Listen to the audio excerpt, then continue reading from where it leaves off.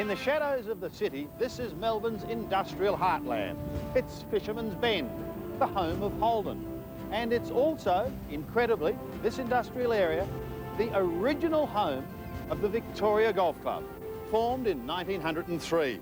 In fact, golfers on the 9th would often marvel at the paddle steamers making their way down the river, carrying heavy industrial goods to the factories lining the Yarra. Things certainly were different in those days. The greens were cut by 30-inch mowers drawn by horses. And the horses, well, behind them were young boys carrying heavy iron tampers, flattening out the hoof marks left by the horses. In 1927, Victoria was on the move again, this time south to Melbourne's famous sandbelt, and a new home at Cheltenham, where once again the Victoria Golf Club is proud to host the Holden Australian Open.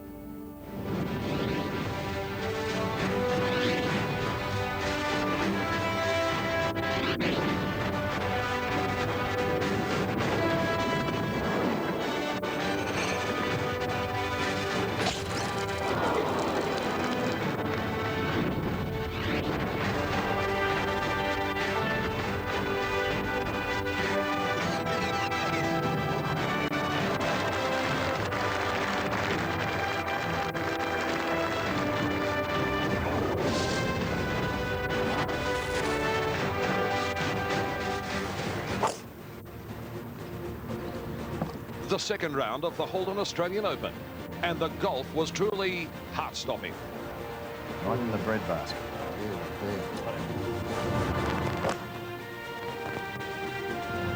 New South Welshman Aaron Burns wasn't bothering with the putter. Look at this, Jack. Oh! Some were finding it hard to stay in touch, whilst others, like two-time champion Aaron Baddeley, began to make their move. 30 putt looks good. Baddeley on his way back. American Charles Howell III lies just one shot off the pace. Craig Parry is also lurking. Look at that.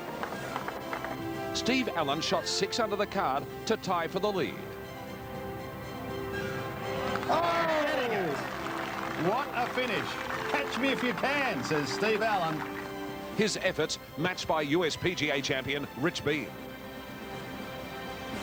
Nice to see that, Jack, isn't it? 18 holes of golf remain until another name joins the honour roll forever etched onto the famous Stonehaven Cup. It's the Australians versus the Americans as the final round of the Holden Australian Open unfolds. Hello and welcome to Victoria Golf Club, and what a day of golf we had yesterday. We have now 5 new owners of the course record here at Victoria. And you know, I wonder if the founding fathers of this great club almost a century ago could have envisaged the goings-on. They've spent $4.5 million on giving this club a facelift.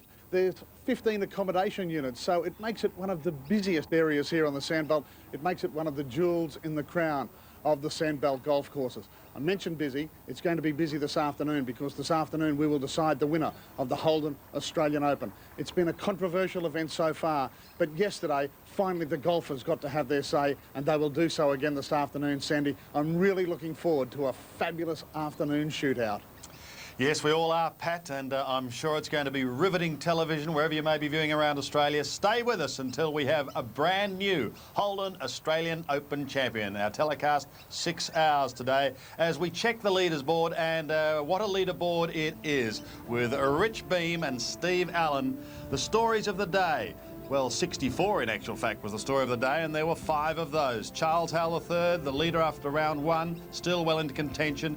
Craig Parry heading the Australian charge with Steve Allen. Gavin Coles is a wonderful story. The battling New South Welshman is 2 off the pace. Adam Scott yet to win in Australia. Maybe he'll get his chance today. Aaron Baddeley already has his name twice on the Stonehaven Cup. Adam Crawford, Jason King, Stuart Appleby looking for a win. The defending champion trying to make it back-to-back. And Wayne Grady leading the more senior brigade, whilst Andrew Shuden, one of a number of players at 4 under par. Nice to welcome to our telecast once again one of the masters behind the microphone, Jack Newton, a former winner, a former champion. You know what it takes on this day, Jack, the final day of the Holden Australian Open to win the championship. Yeah, there'll be a few butterflies on the practice fairway and the putting green before you hit off today. I can always recall having a bit of a chat to Bob Shearer before we hit off, and when I won mine at Metropolitan, and it is a very inspirational day, I think, for particularly the Australian players, and you know, the Australian Open is a very highly regarded championship to win. So there will be some butterflies out there, and I'm sure we're going to see some wonderful golf and some nervous golf, I think, perhaps. Jack, there's been a number of changes made to this course over the years. In more recent times, Mike Clayton and his team have turned back the clock to try and gain inspiration from the year of 1930. Well, as luck would have it, we've discovered some wonderful historical footage from 1930 featuring Walter Hagen, William Meader, the founder of the course, and also Joe Kirkwood. Two great names in world and Australian golf. Yeah, this is Joe Kirkwood, and this is Walter Hagen. Some character, Walter. Walter Hagen, I would have loved to have played in his era, Sandy, because he enjoyed a party and he enjoyed his golf. You would like to socialise with him. And he was famous for turning up in his tie and the gear he was wearing the night before at the social gathering, wherever he might have been. This is Joe Kirkwood, who was a great player, but he became almost more famous as a trick shot artist. And look at this. This is going back to the 1930s, did we say? And he's got a big-headed driver with a very, very long shaft in it, and the golf ball teed up on a piece of, well, I don't know whether it would be plastic pipe or metal pipe in those days. It looks like a plastic.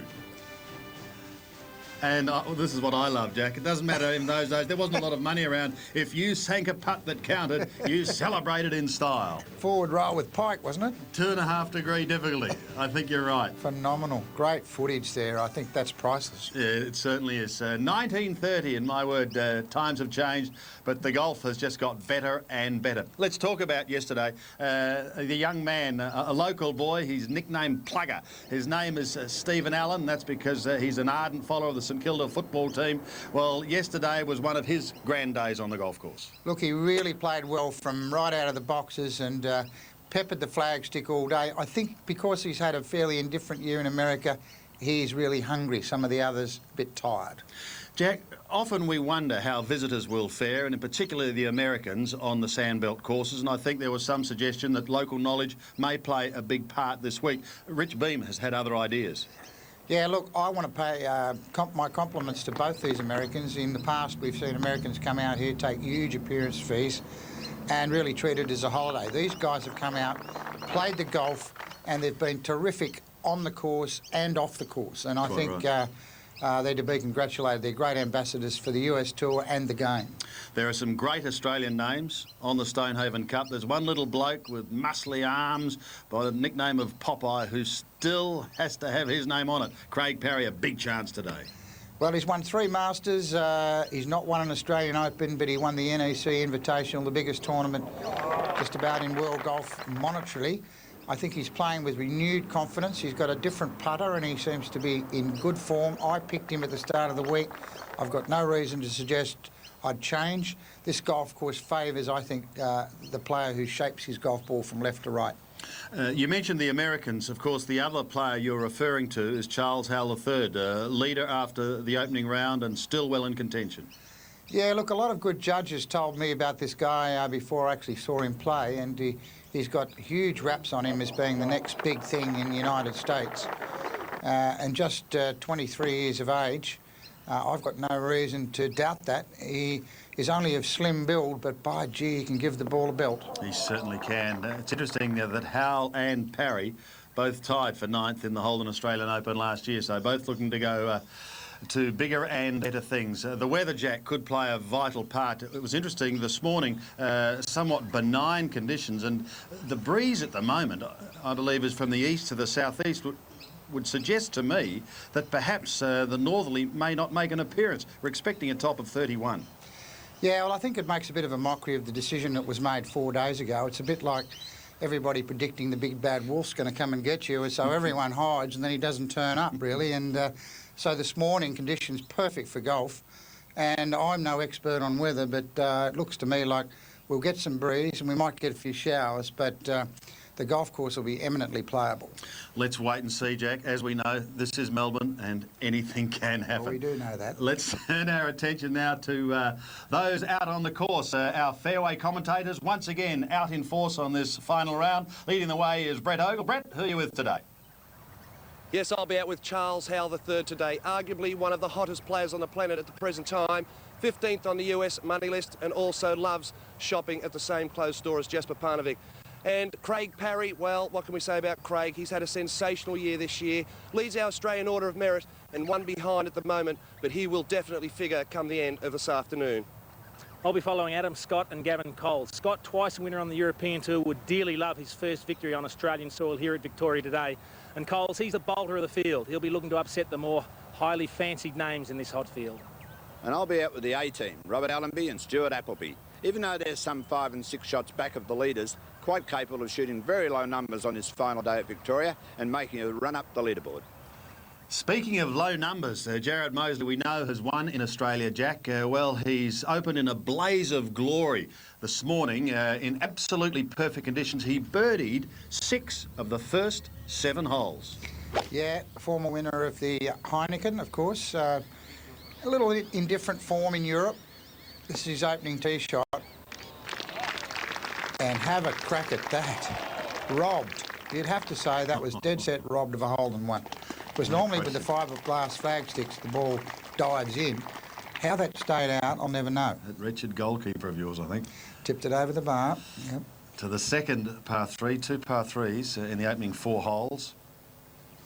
Look, I've been following Jared's career quite closely, and it seems to me that most of the year he just puts in one bad round, you know, 174, 76, something like that, which these days plays you right out of contention. So I think it's just a matter of him becoming a little more consistent, and he's got the golf game, don't worry about that. He started this final round in 40th position and is currently around 12th. His only blemish here, where he dropped a shot, 6 birdies and 1 bogey, and out in 29. Yeah, catching that trap shot thin over the back and a bogey. But what a start that is, and it just goes to show this course is there for the taking. And you're right, Moseley opened with a 74. He may be ruining that. Here's Greg Chalmers, knows what it takes to win an Australian title, being successful at Royal Adelaide. And that birdie attempt at 14 for Chalmers. Just missing. He'll have to be content with 5 the par. under the day, Sandy, so he's really going along well. But a little bit too far back, I think. Well, we've got some marvellous tee times coming up later this afternoon. And let's have a look at our leaders, Jack, and just see what time they are away. As Jeff Flanagan would like to say, the A-team away at 10 to 1. I think it's pretty important, the pairings, because as we've often said, if you get one guy in your group playing well, it tends to drag the others along. So I think a lot's going to depend on the rapport that the players have got and how well they get away, particularly early on in the round. Some terrific pairings. Allenby and Appleby a beauty. Adam Scott and Gavin Coles. What a story Gavin Coles is. I think he's one of the stories of the year. Charles Howell and Craig Parry will... Craig Parry will test Charles Howell's youth out today, I think, with his experience. How will Steve Allen handle it, Jack? Well, I think Rich Beam seems to be the type of bloke that he's pretty happy-go-lucky, and Steve a bit like that himself. So I think that's probably a good combination for Steve Allen. And you're making no change to your selection at the start of the week? No, look, I've got no reason to change it. I think it's going to be a real dogfight come the back 9 and today, and but I think Parry, in the form he's in, he's very confident. You can see he's just oozing confidence. The pressure's off him. He's won in America, so he can just go and play golf. It's amazing what $1 million could do, isn't it? Absolutely, absolutely. But more importantly, the victory. Yeah, sure.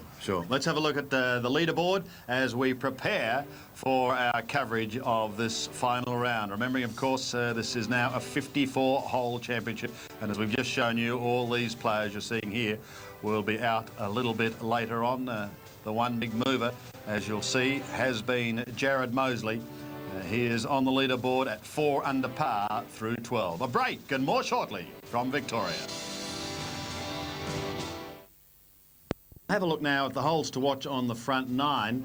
2, 3 and 4 playing key roles. Firstly, the second. Yeah, well, of course, we've got the strong par 3 to start with, and the importance to recognise here is the second, third and fourth. The second in particular, 392 metres, bunkers on the right, problems left if you tug your tee shot over there. Trees will block you out.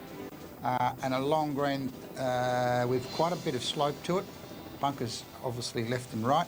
And the pin today in the back right, just over that little ridge. Third, the one that all the controversy was about early in the week, 401 metres again, traps right, and this copse of trees down the left if you tug it to the left.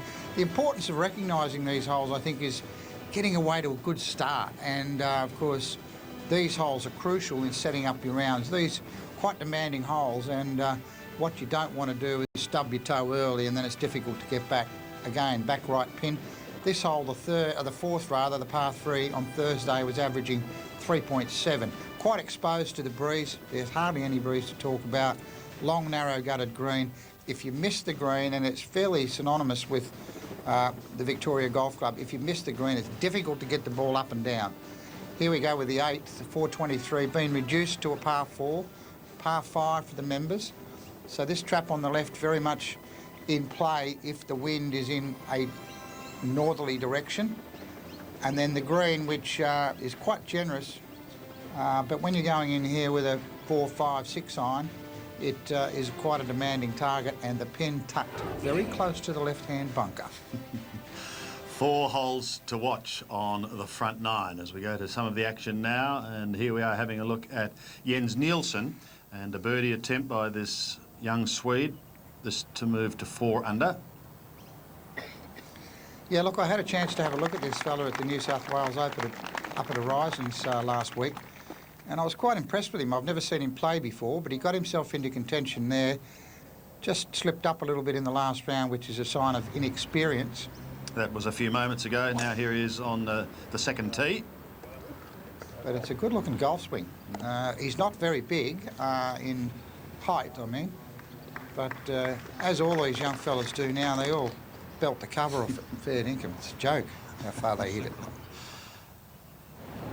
I wonder, perhaps, Jack, if someone like a Peter Lonard could set a score early and just perhaps have some sort of a say later in the day. Oh, I think that's definitely possible, and because, as we've mentioned a number of times, this championship been reduced to 3 rounds, although Peter Lonard won't like that when he gets up there in the rough underneath the bush.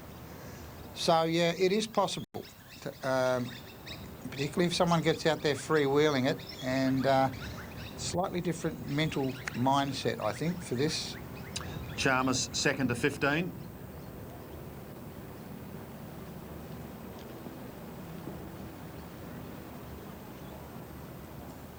Nice shot from Greg Chalmers.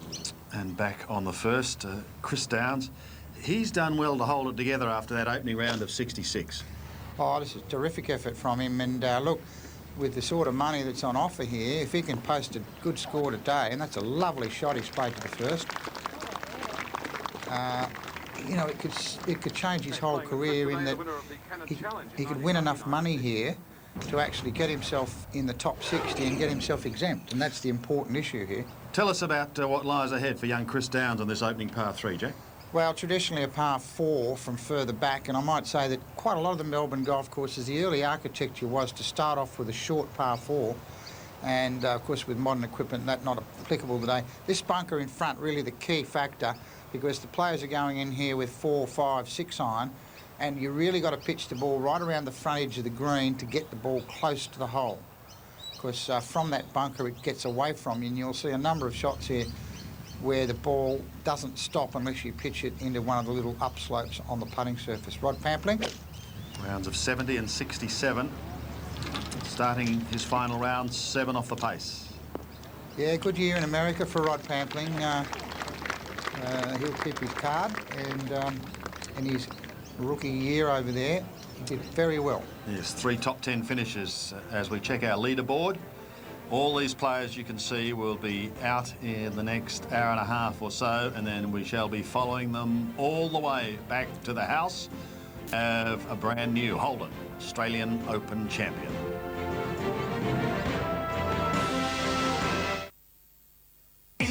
Dropped a couple of shots. Yes, took a double bogey at the 13th hole. That rather dented his chances of a really low score today. Still a couple of birdie chances to come at the end, of course, with the course finishing with 2 par 5s. Not many birdies at 17, however. It's a genuine 3-shotter, that one. Playing with Peter Lonard. This is for a 3 for Nilsson to match his playing companion, but a nice start. 2-4. He's got a birdie in the bank. Very almost lopsided this course. 34 out with 3 par 3s. 36 back with 2 of the 3 par 5s coming home. He's finished 13th in the New South Wales Open just recently. Jens Nilsson. Back at the tee, Chris Downs.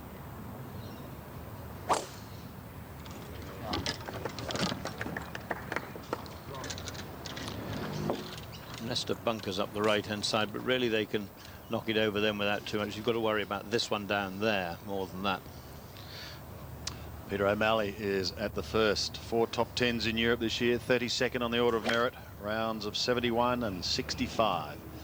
Just went about his business very quietly yesterday, Bruce. Yes, he did. In fact, a 65 is a great score, but you felt that there were 3 or 4 shots. It might have been 3 or 4 shots better the way he played.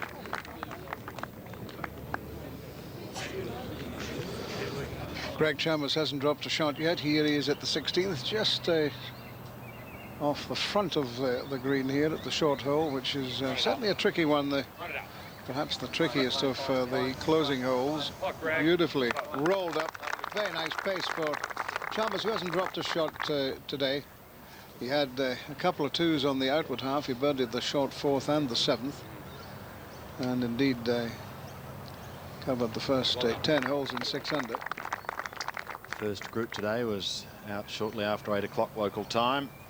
Nathan Gatehouse from Tasmania had a final round 69 to finish 2 over. Jason Norris a 70, 3 over. Anthony Painter a 69 today to finish at +2, and Andrew Webster a 70 to be 3 over. Here at Victoria, no problems for him as he heads to the second. Still considerable work being done on the practice range. Nearest camera, Rich Beam, who's in the final pairing with Stephen Allen. But in the meantime, let's go back to the first and Craig Willis. Well, ladies and gentlemen, leading Group 28 this afternoon, a former Australian Open champion, which is one of over 15 tournament victories that he's enjoyed. 6 top 10 finishes this year in the United States of America. Currently at 4 under the card from Victoria, Robert Allenby. It's the 94 champion. It's at rounds of 71 and 65.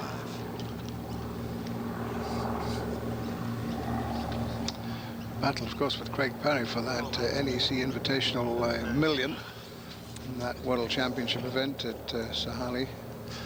And that Nissan, he's the great playoff champion expert, this man. 8 out of 8. And he was in a 6-way tie playing in the playoff at the Nissan at the Riviera Club in California, in Los Angeles. Or 3, 18. Rather better than Colin Montgomery, who's 0 for 7. Whoa, whoa, whoa. Well, earlier in the week, that would have run right down without any hesitation. It's just stopped at the back, halfway down the bank. And playing with Robert today, the defending champion of the Stonehaven Cup, winner of 5 major tournaments, and this year placed 2nd at the British Open, and 3 other top 10 finishes. Currently at 5 under the card. From Victoria, Stuart Appleby. Speaking of playoffs, of course, the British Open this year, as you were. And how he would like to have what he had in the Pro-Am here earlier this week, a 62, which perhaps frightened the officials just a little bit to toughen up their golf course, and then it all went wrong on that first day. But 67-68 so far for Stuart Appleby. Yes, it's been sort of a couple of days where he's taken sort of 3 steps forward and then 2 back. Just when it looks as though it's going well, a couple of bogeys come in. Just a reminder, this is a par 4 normally, but reduced to a par 3 for this event. TAB Sportsbet have him as a fair bet, an outsider, $26. They have the 2 American players as favourites, followed by Craig Parry and then Steve Allen.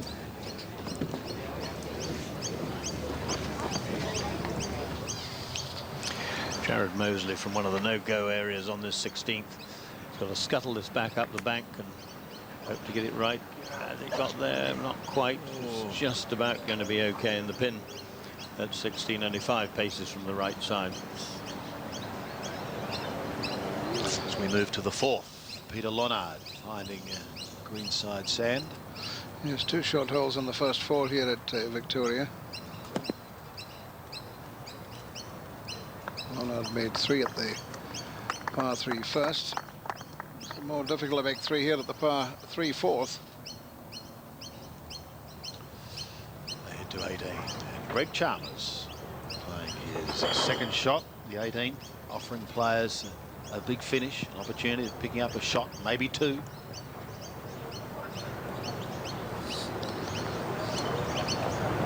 Oh, found the sand.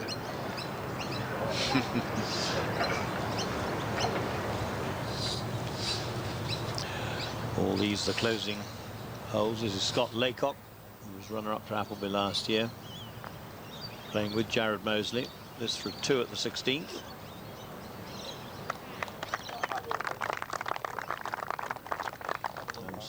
Inside the top 20 with a couple of par 5s still to come. Yes, a tap in for him should ensure no problems for Scotty Laycock. Adam Scott is preparing to win, hopefully, his first title here in Australia after opening rounds of 69 and 64. Here he is with Pat. Yes, that's right. One of 5 players yesterday to share the course record, and in your own words, played very well. I did play well yesterday, so I'm looking forward to today and hopefully carry on that form. Once you get in a groove like that, when you're out shooting those low numbers, do you feel like you can carry it on to the next day? Yeah, this week I've played well every day. The first day I just struggled with the greens a little bit actually, but got used to them now and warmed up well, so I'm looking forward to it. Winning in Australia, is it a big thing in your mind right at the moment? Oh, absolutely. I've won overseas now. I've proved I can do that. I really want to prove that I can win down here, and you know, I look forward to it. 3 off the pace and 3 behind several good players. Do you have a number in your head? Yeah, I think the way the conditions are, it's not too windy, it's not hot. Conditions are really perfect for playing golf. I think it's going to be a low one, maybe another 64, 63 maybe. We look forward to watching you. All right, thanks, Pat. Thanks, Adam. Cheers. 69, 64 for Adam Scott. He's playing with Gavin Coles. There's the hunched figure of Robert Allenby. Interesting his sort of comments when asked about, you know, playing with his great chum. It can either be a lot will depend on the first few holes. It can be a great thing, they feed off one another and get excited about it, but very easy to sit back into a comfort zone and just enjoy an afternoon. Wasn't a great tee shot by Allenby, and putt of similar quality. Didn't really read that particularly well for someone who has played here quite regularly, I would imagine, when he was a younger fellow.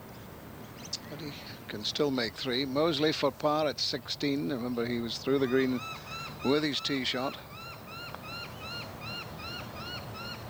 No shortage of birdies at the start of Jared Moseley's round. 6 in the first 7, but none on the back 9, and a double bogey and a bogey on the back 9. It'll be a worrying round for him too, to have made that start and pulled it to finish as poorly as this. You begin to question your ability to finish the job off when you have a day like this. Appleby for a 2.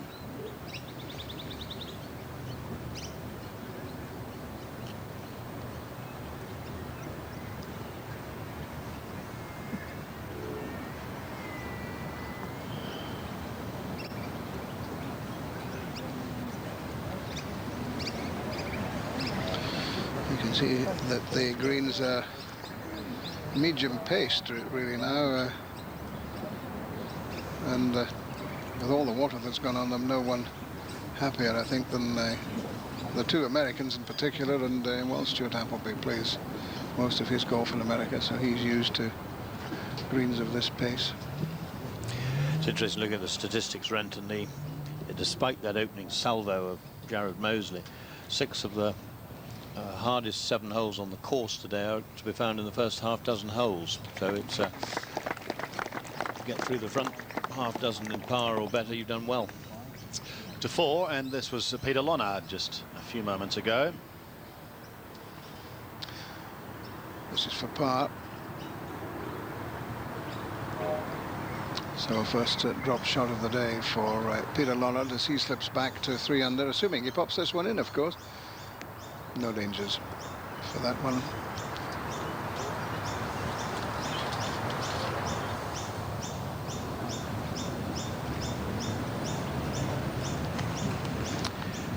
Well, this is not what you want for a par at the opening hole. You haven't really got the pace of the greens, you haven't tested it, you're struggling. But that's a very fine putt from Robert Allenby. And I suppose in the end, the bonus when you get one of those early on. Andrew Buckle has had a good finishing round too, also finishing in red figures. A young man who was successful in the Queensland Open, shot a 68 to finish square with a card. Par 4, 392 metres. Sensible play. There's a couple of bunkers up the right-hand side which he can get past even with that club, and wind helping a little bit, and with a lot of bounce and run on the ball, that's fine. Position play. Moving ahead to 18, Greg Chalmers coming out of the sand to here has this birdie putt.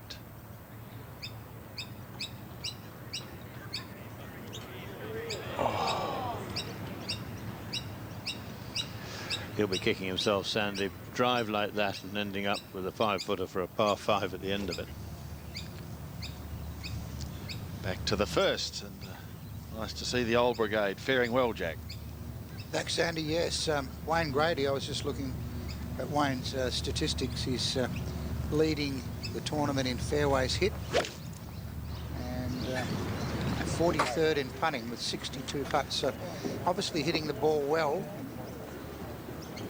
You can just see the problems here now with the breeze behind the players, And playing with Wayne not able to stop the golf ball. 1997 is a former top 10 finisher at the Australian PGA Championship. We've just seen Allenby, and now here's Stuart Appleby.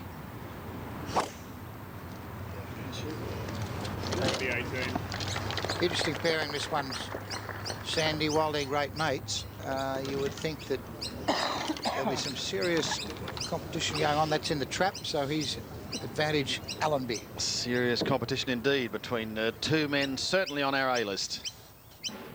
The A-list in contention, and that includes Stuart Appleby, the defending champion.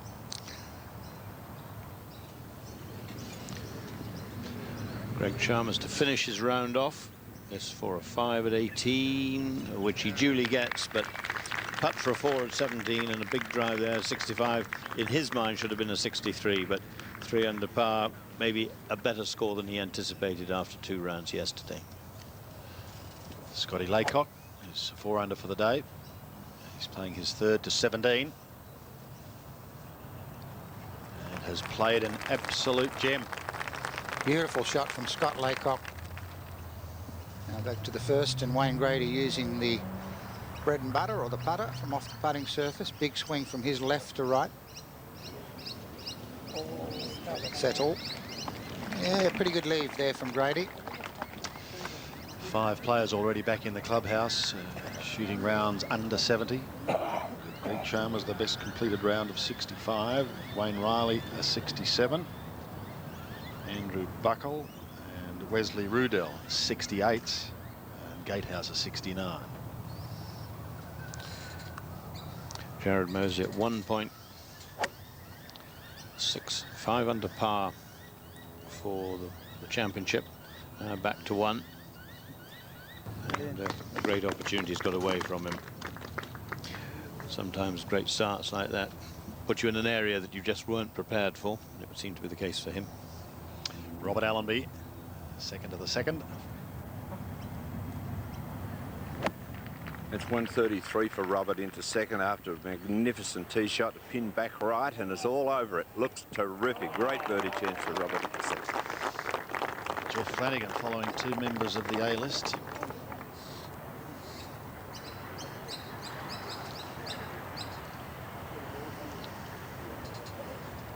He's just the sort of player, though, Sandy, that if he gets on song and gets a couple of birdies here early, you could just imagine that he is quite capable of going low, which is what he's going to require today if he's going to win. He's giving these leaders a fair old start, but just being outside for a break. Breeze is getting up, so testy conditions, although as a golfer you really love playing in these overcast conditions because your depth perception is a lot better, and with a little bit of a drizzle around, the green's a bit more receptive. Good day for someone to really cut loose. Who will it be? Grady for par, having been over the back left, putted down to here. Right to left putt to save par. Beautifully done. And Jack, they're certainly wasting no time. These early groups completing their rounds in just on 3.5 hours. Yeah, well, I think, you know, when the consideration for 2 rounds was made, I think they failed to recognise that the last 2 rounds of any golf tournament play is much quicker because you have half as many players, or sometimes even less than half as many players. A member of the final pair is a young Victorian, affectionately known as Plugger. His name is Stephen Allen, and he's with Pat. You will have a lot of local support today, won't you? The local boy, so, yeah. Surrounded by Americans at this stage, aren't you? Yeah, there's a couple of good Americans up there. They're good players, but there's a lot of good locals up there as well. So certainly do that every week overseas, don't you? You're used to the international flavour. Absolutely.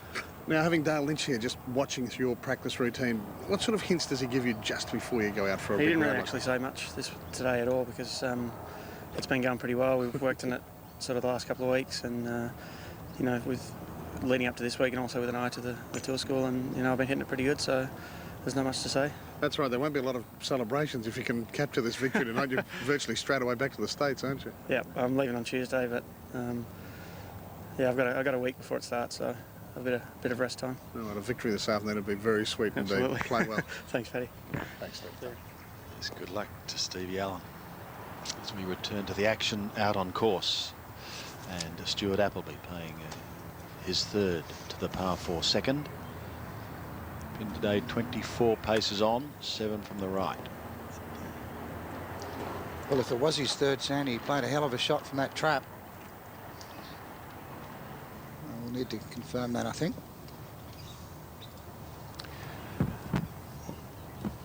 Jared Mosley.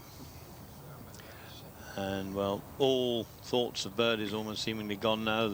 He's lost his rhythm. And to say, at one point, he looked as though he could have gone out in 27. He was out in 29, but if he'd gone 4-4 at 8 and 9 against a par of 4 and 5, a magical 27 to the done, level 3s. Yeah, par here 70, remember. The 8th being reduced from a 5 back to a 4, and the first from a 4 to a 3. 34-36, 6,200 metres. And it is averaging its par at the moment, Jack, although it's only early days. The ball of Peter Lonard playing a wonderful shot, his third to the 5th.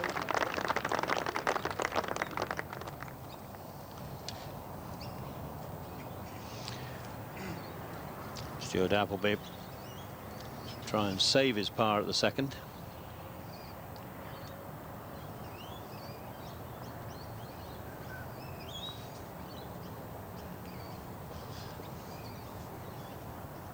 I noticed yesterday that he was one of those that, in order to putt well on these greens, you've got to get the weight and the borrow together, and he couldn't get really the strength on the lines he chose. Scott Laycock finishing off, but finishing off with a birdie, so he picks up a shot and is 5 under with 1 to play, 4 under for the championship. Now back to Stuart Appleby, not what he had in mind here in early. Well, he's got this for a bogey. We spoke about our holes to watch. It's important you get away to a good start when you've got leaders at 10 under. Obviously not quite on song with the putter. He's had 60 putts for the first 2 rounds. That's an average of 30 a day, and at this level the good ones are averaging 28 or less. Preparing for their round now, Jason King and Aaron Baddeley at the first. Ladies and gentlemen, leading Group 30 this afternoon, a fine young player from New South Wales. An opening round of 70 and yesterday a 65 to be at 5 under. From New South Wales, Jason King.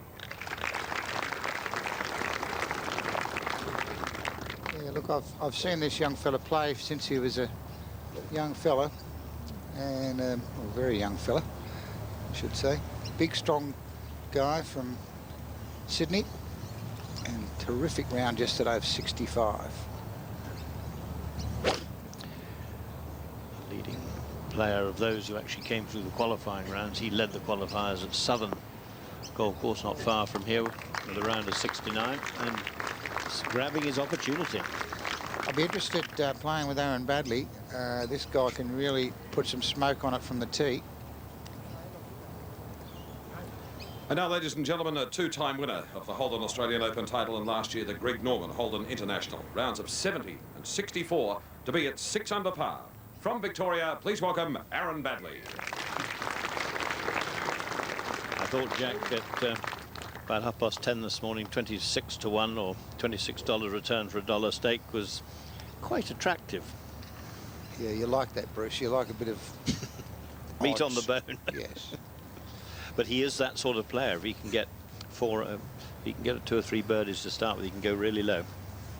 There's a little pre-shot routine now where he shuts his eyes. I would imagine he's either praying to God or trying to imagine his shot. Imagery pretty important these days in the sports psychology vernacular. And you see the difference there to Wayne Grady. He's just pitching into the upslope with the ball stopping. Looking resplendent, I must say, in his lilac and white. Would you call that lilac, Bruce? Oh, I know, crushed blueberry, I think. So. Now Allenby at 3. Bunkers up the right. With his length, perhaps he can fly them. Oh, that's a massive tee shot from Robert Allenby, just clearing that bunker on the right-hand side of the fairway. Jason King playing with Aaron Baddeley. He's seen how to do it. See if he can do likewise.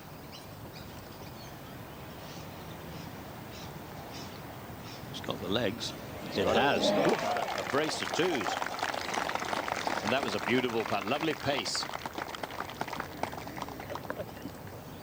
Worth having a look at a MasterCard priceless putt, and there's no doubt that this is one of those, Jack, from Aaron Baddeley.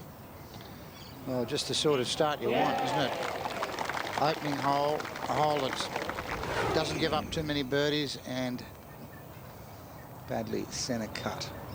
I started to say there a little earlier, I'm going to be interested to see this duel here between these two young fellas. One, of course, quite famous, the other one not.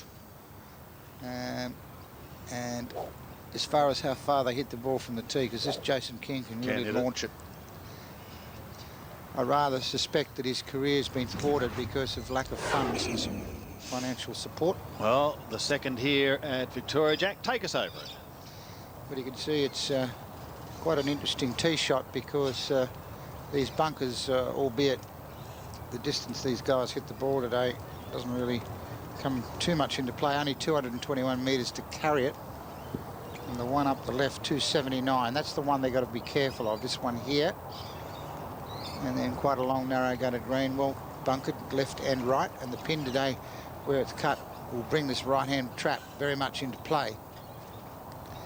And the slope from about 1 o'clock back to 7 o'clock.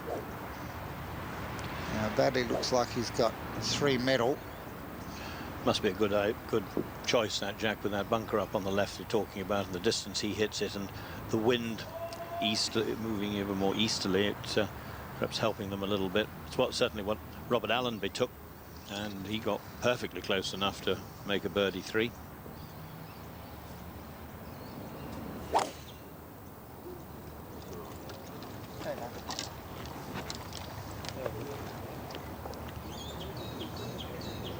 Yeah, lovely shot. Just a little fade with the 3 medal. I should remember too that Aaron Baddeley, at 15 years of age, was the youngest player to make the cut on the Australasian Tour. That was the '97 Victorian Open. There's no doubt he's one to watch. When Aaron Baddeley was 14, he dreamt he'd be playing the US Tour at 21. Like so many great expectations in his busy life, Aaron has reached his dream. The boy wonder who took the Open as an amateur, who defended it as a pro and topped our order of merit, has earned his stripes on this year's Buy.com circuit. He's still only 21, and he has so many more dreams to fulfill. Jared Mosley, deep in the sand. He's third to the last, so an opportunity here to pick up a shot. Yes, no more than the consolation prize, though, on a round that started so well. And the shoulders tell it all. What might have been Robert Allenby in the meantime at the third. Playing his second. Well, it's just a small little drive of 311 metres here for Robert down the third. Just a little pitching wedge right over the top of the stick. It's almost in. Oh, just a tap in for birdie. What a great shot for Rob.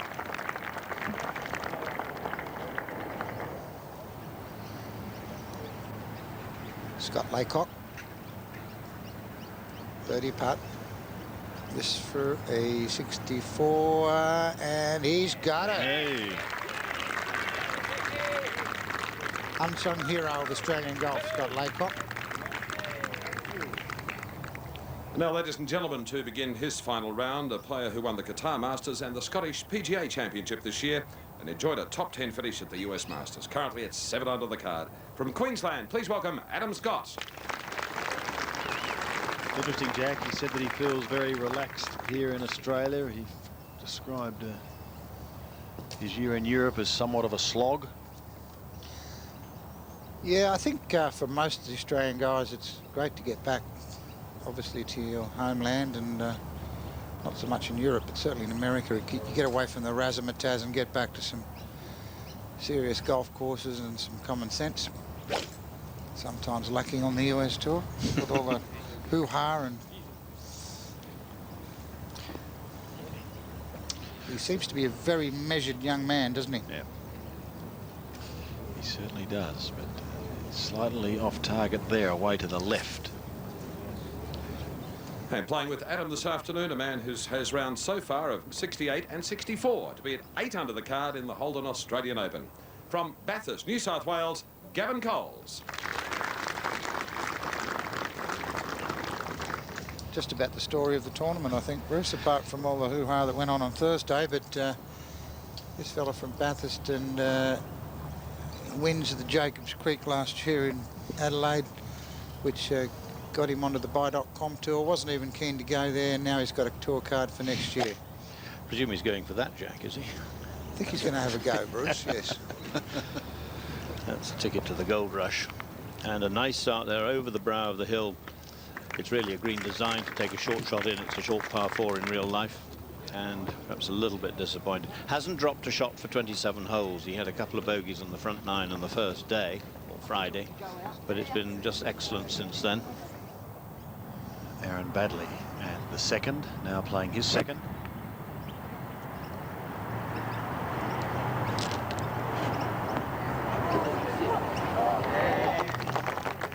Well struck shot that. Pitched on a downslope, yet still retained the spin, and half the length of the one he holed at the last. Another birdie opportunity for Robert Allenby. This to move to within 4 shots of the leaders. Great start by the '94 champion.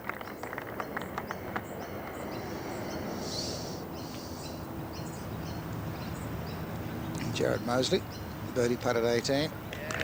And he'll probably have a beer after the round and think, well, that's a round that might have been. Out in 29, home in 38. 67.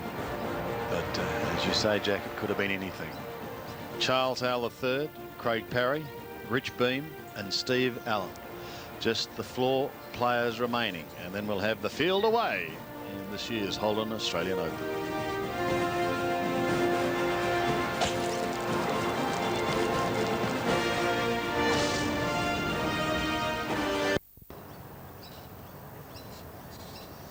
Now back to the second. Jason King. birdie putt at 2. 6 under, so he's right in the mix if he can get some birdies.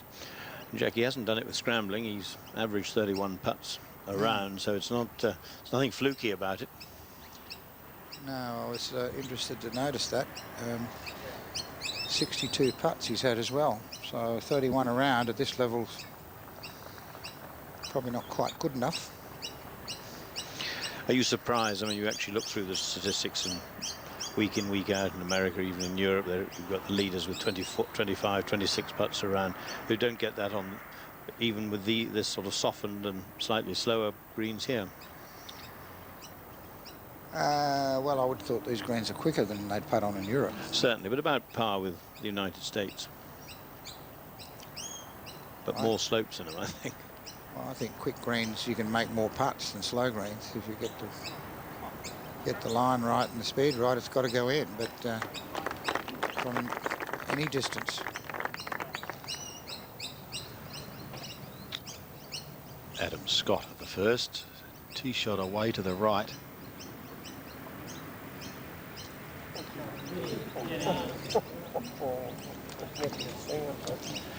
A longer version of the one that Aaron Baddeley held. Now Wayne Grady at 3 in the trap.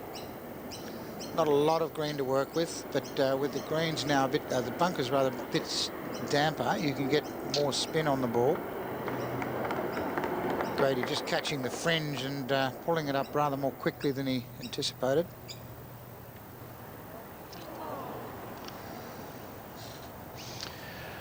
Well, when you knocked in the one that he did at the first, you really fancy your chances. And the way he strikes his putts, which is quite boldly taking a lot of the break out of it, that was not a typical Baddeley putt. He normally hits them a bit firmer at the hole than that, and has the confidence that if they go 4 feet by, he won't have any trouble with the one back. But it's still a good start. Interesting to note there, Bruce, he's quite dirty on himself for missing that opportunity. Sets a very high standard.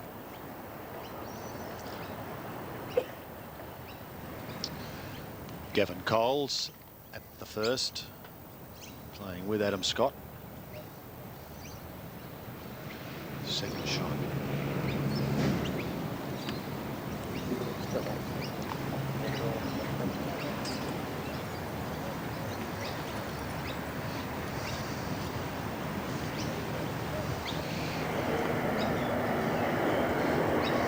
Adam Crawford, or the Craw as he's known, birdie putt at 3. Currently 5 under. And he's got it. He's been threatening to do something really good like this for a long time. He's a good ball striker. Scott.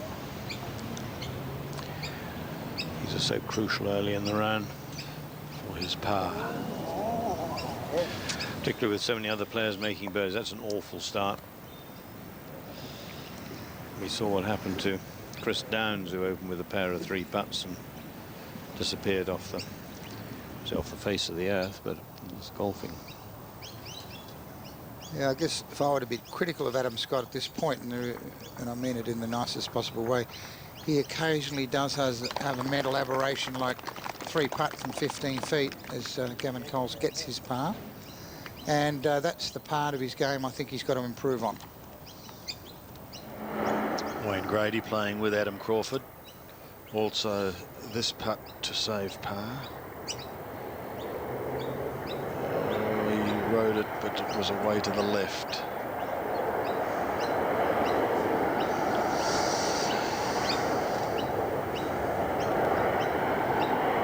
So one gone there for Grady as we return to the first. And Craig Willis. Ladies and gentlemen, our second last pairing on the final day of the Holden Australian Open Championship. And first off, a player who's enjoyed great success in the USA, capturing the Michelob Championship with rounds of 65 and 66 to be 9 under the card from the United States of America, Charles Howell III. As he described that win as getting the monkey off the back, Jack. Yeah, it's always important when you've got big wraps on you like this fella has to fulfill what everyone expects of you, and then you can get on with life. It's a bit like, I guess, Montgomery not winning a major. He's had that hanging over his head now for God knows how long, Bruce, and the longer it goes on, the worse it drives you mad.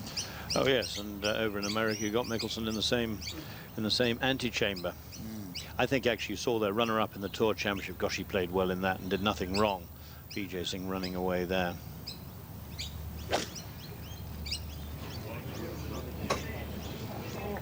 He's looking anxiously at it, going a little bit. Oh, it's a fine shot. Fine shot from the American.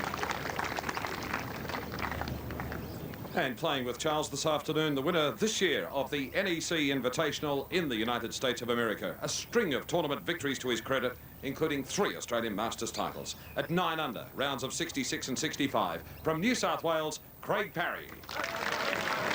Very popular 18 international victories for the 36-year-old who was born in sunshine. Not an easy shot for him, Sandy, because he's not a prodigious flighter of the ball, and with his left to right shape, that front bunker, if you're going to try and get this close, very much in play for him, so he needs to take enough club to get clear that bunker. And being a left to righter, he's teed it up over on the right side, doesn't think a great deal of it, and there is it in the sand. But he's got the ammunition to get down in 2 from there if anybody has. Yeah, not a bad miss in that bunker, Bruce. No.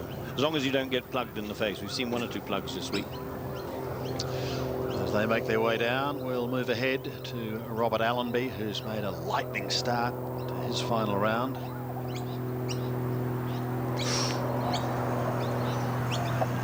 Didn't quite continue. You can't believe it. It has to come from the left.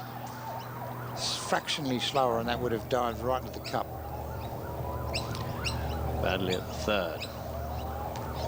Same direction, 10 meters longer than the 2nd.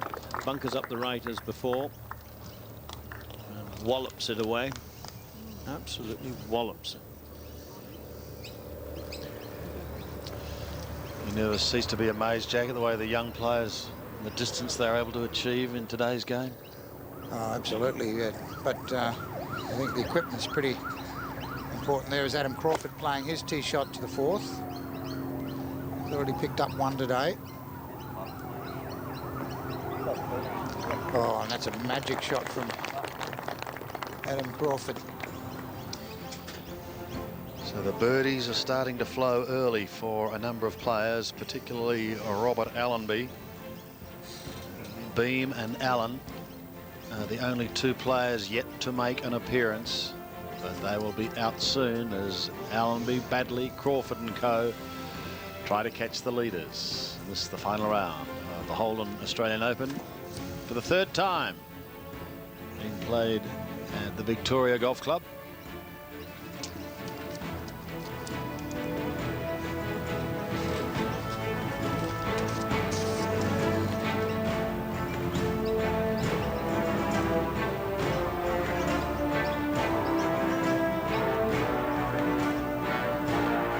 Overnight leaders about to tee off from the first here, the final round of the Holden Australian Open, and away first the reigning US PGA champion. Also this year, he won the International in Colorado.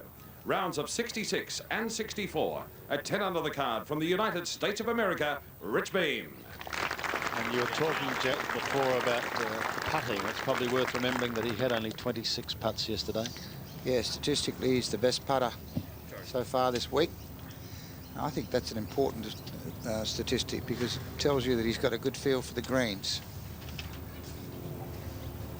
Particularly on the first day, he could have been so easily 6 over par in the first 6 holes he played, but his short game kept him in it. But played quite well yesterday.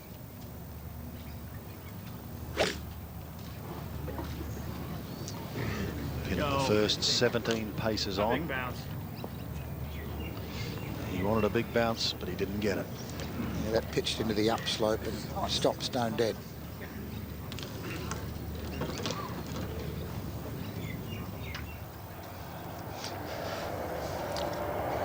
Badly didn't hold that putt of his, so 2 good chances for threes. That second and third have been passed up. But just when he'll look as though he's getting a bit irritated, he'll knock in a long one. Adam Scott certainly hasn't had the start that he wanted. And the putt's just not dropping for him at the moment as he tries to win his first title in Australia. We go back to the first, and what a moment for Stephen Allen, Jack. Big moment, and he just needs a good swing to get himself away. Get rid of the nerves. Likes it. Oh, he's well in. We've saved the best till last. Well, if he had any nerves, that might just take them away. Yeah, always important to get away to a good start in a big tournament like this. Robert Allenby's second shot at 5th. Big drive, perfect position. Well, Robert Allenby's come out with all guns blazing with 4 straight threes, another wedge and another great chance to make it 5-3 straight. What a start for Robert Allenby. On 4, Jason King. Second of the par 3s.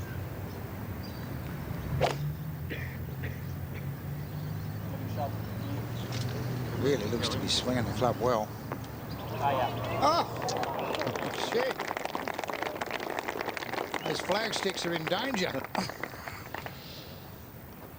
The highlights packages today could be relatively long. If this isn't worth another look as a Primus hot shot, then nothing is. Stephen Allen, he knows he's hit a good shot. But he certainly has. He'll have that for a 2 at the first. A little spring in the step.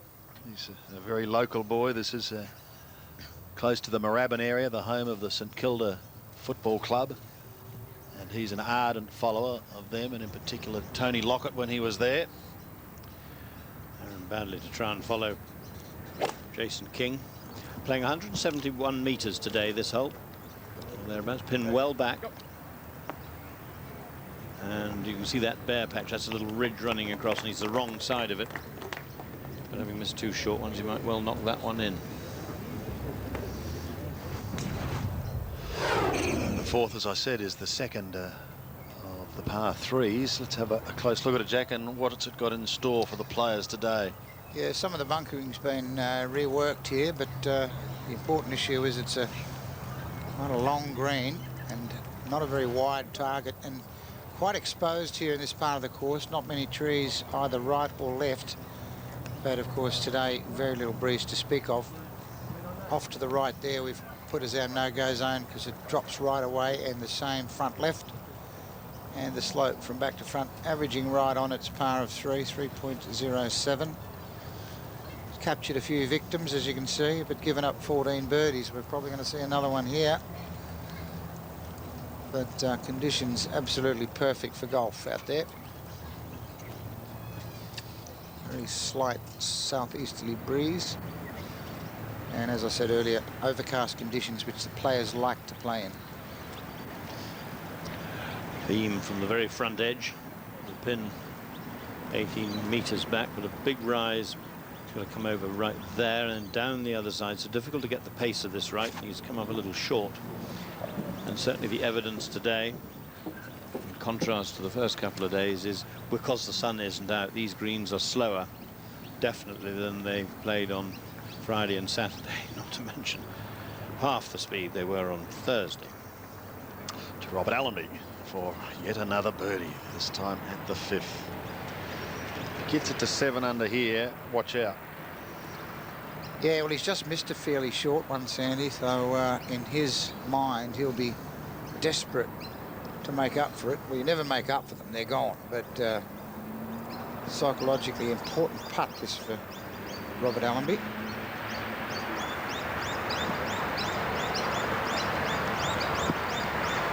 Got it. 7 under, 3 from our 2 leaders, Beam and Allen. But let's remember that Allen in particular is ideally placed to move further ahead, as Beam has this for par. You could see a two-shot swing right here if this doesn't go in. Gee, it was a hard putt, wasn't it, Jack? A lot of movement in a short putt like that. But I suppose you could say the tee shot to blame. It's only his third bogey of the entire championship, and the other two came at short holes. Well, it's a bit of a blow to the old mental computer that he'll have to make an adjustment. Not what he had in mind. The next short hole up over the ridge and down. Not quite got the legs nor the direction, but no shame in not making that putt. But he's already got one birdie in the bank. Speaking of birdies, Bruce Allen to go too clear. He's just got to be careful he doesn't lose this to the right, Zandy. As we... No problems at all. Beautifully struck putt from Stephen Allen, and as I said, suddenly there's a two-shot swing.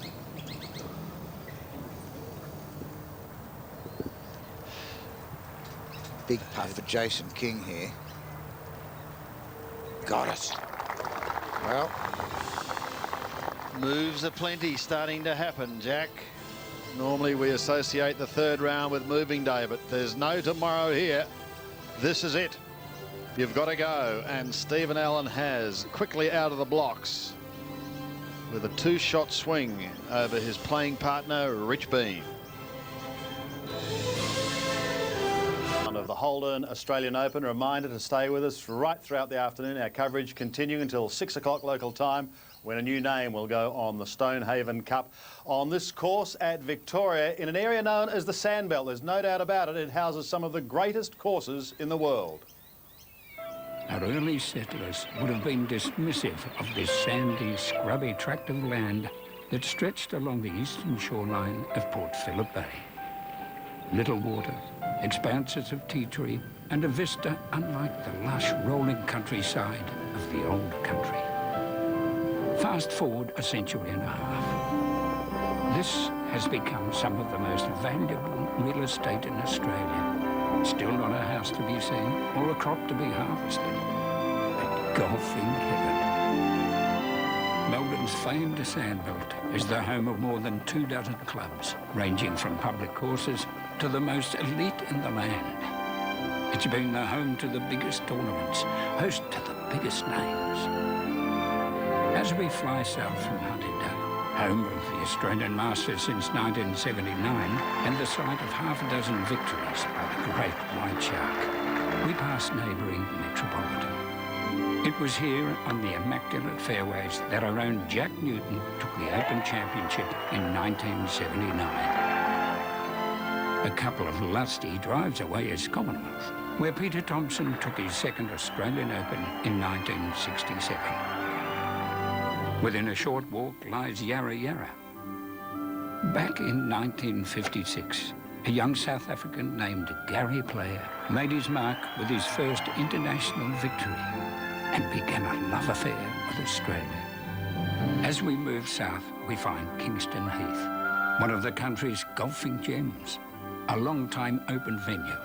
And it was here in 2000 that the young Aaron Baddeley made it back-to-back titles, leaving a world-class field stunned in his wake. We now move towards the bay, and from the air, Royal Melbourne dominates the suburban sprawl. 36 holes of golfing paradise that have teased and tempted the very best. And it's played host to the most memorable championships. It's hosted the world. At Canada Cups, World Cups, and the President's Cup, it ranks with the world's finest. And right next door lies Victoria, the Victoria Golf Club. In days gone by, it boasted a pennant team featuring Doug Backley, a future British amateur champion, and Peter Thomson, a 5-time winner of that country's Open Championship. Frank Phillips won the 1961 Australian Open right here. And 20 years later, an American named Bill Rogers fought off a young Aussie hopeful, Greg Norman, to add our Open title to his British Open title. This is golf country. Rolling fairways, treacherous bunkering, hard and fast green. It's called the Sandbelt. And it's here at Victoria that the 2002 Holden Australian Open title will be decided. And the contenders for this year's Holden Australian Open certainly finding out what it's like to play the Sandbelt course, in particular the course here at Victoria. One of those is Rich Beem. Dropped a shot at the first. We'll rejoin him now as he plays his second to the second. We return to Jack Newton. Thanks, Sandy. Not a long shot by any stretch of the imagination. And an excellent shot.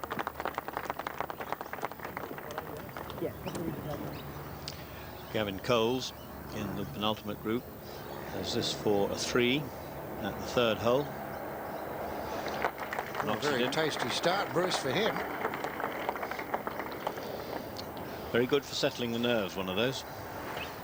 Stephen Allen got off to a great start, holding a birdie at the first hole for 2. This is his second to the second. He's 11 under. He's leading the field by 2.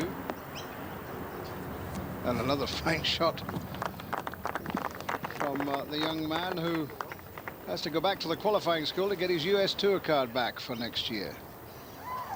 Look where Allenby's aiming here. He's got to aim away from that big lip, and he's trying to hit a big hook. Jack, that's 8-iron from Robert. Sensational contact out of that soft sand. Looking good, but spinning left. Down into that bank. That's a bit of bad luck there for Robert. Great effort. Was Jack, wasn't it? A tremendous shot to draw it that much. Wind, what there is of it, was helping him in his execution, but that was great imagination, great visualization. Degree of difficulty 9.5 on the Richter scale. Stephen Allen will be first to putt here on the second. Peter Fowler's had a 67. He's finished at 2 under par, and Peter Senior a 69 for even par for the 3 rounds of the championship. Stephen Leaney 70. He finished a 1 over par. Leaney was one of the favourites to take the title this week, having twice won the Victoria Open. But Stephen Allen is the man who's in the lead by 2. Even though he's further away, only just going to be him to putt, because if his ball had been a little closer to that of Rich Beem, he would have been sort of standing on the marker, and so the other man could have gone first. And I think possibly he was mindful of that. That didn't look a comfy putt. And if he felt he was going to stand, he could have asked the other man to putt, who would have obliged, no doubt. But he's 2 ahead at the moment. The other thing is going second on virtually the same line of putt. Is he's had a little bit of a preview of what this ball will do. Just outside the right lip, would you say, Bruce? Maybe dead weight, even more than that. Jack was saying statistically the best putter over the first couple of days. Something like 27.5 putts. And his playing partner, Stephen Allen, the leading birdie maker this week so far. So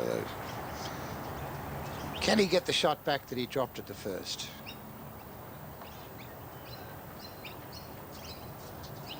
Yes, he can.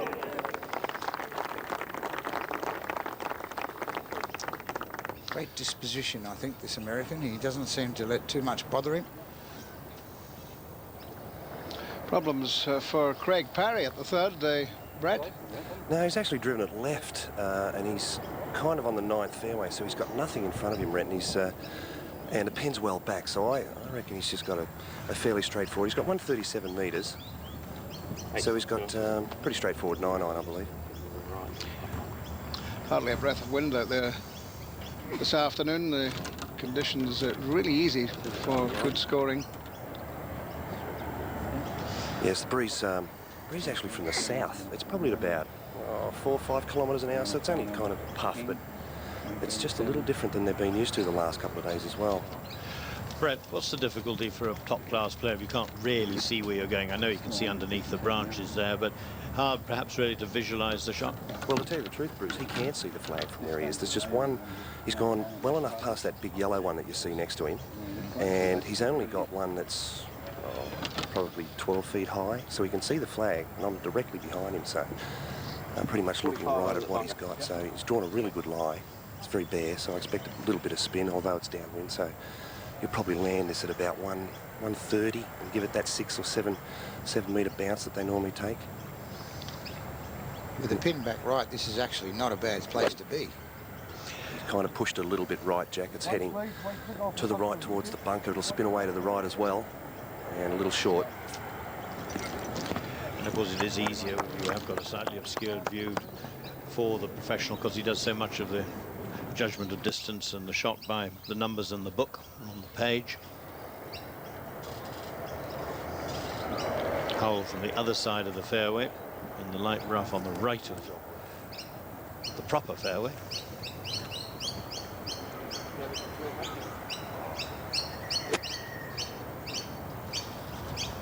I love the way he moves through the ball, this fella. Keeps his head nice and steady. Oh, that wasn't what he had on the wish list. He's left himself short-sided now, the pin on that side. Gavin Coles has already had one birdie today. He birdied the third. He's got another chance of a birdie here, but he's going to come up the slope. That yellowish patch is the... Oh, and if he'd only hit it. So just a par for Ray Coles. He'll stay at 9 under, but that's just 2 off the lead. Now, Allenby, after that brilliantly improvised second, he hit a big hook out of the trap, needs to capitalise. Well, just chipping back into a little bit of breeze, and perhaps that just pulling him up, although he's suggesting the lie or the grass. Steve Allen is the man who's out in front. A birdie at the first, moving him to 11 under par. Rich Beem getting back the shot he dropped with a birdie at the second. He's on 10 under, and then comes Gavin Coles with Craig Parry and Charles Howell the third. Adam Crawford, who finished yesterday with 4 birdies in a row, has moved to 7 under. Badley and King on the same mark.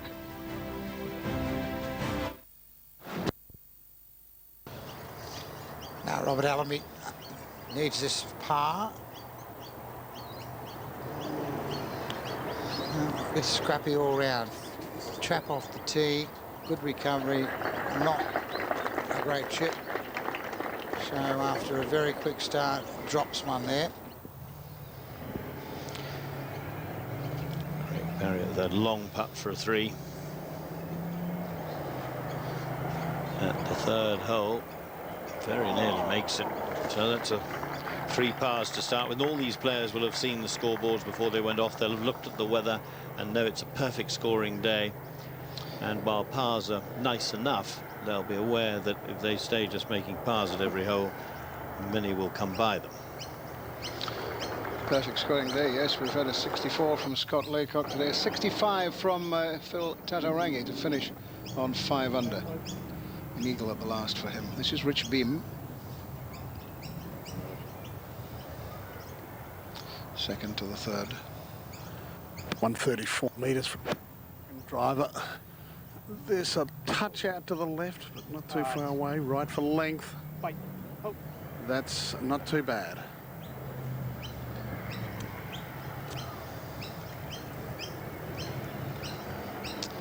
Well, this was just a few moments ago as Charles Howell for his par at the third.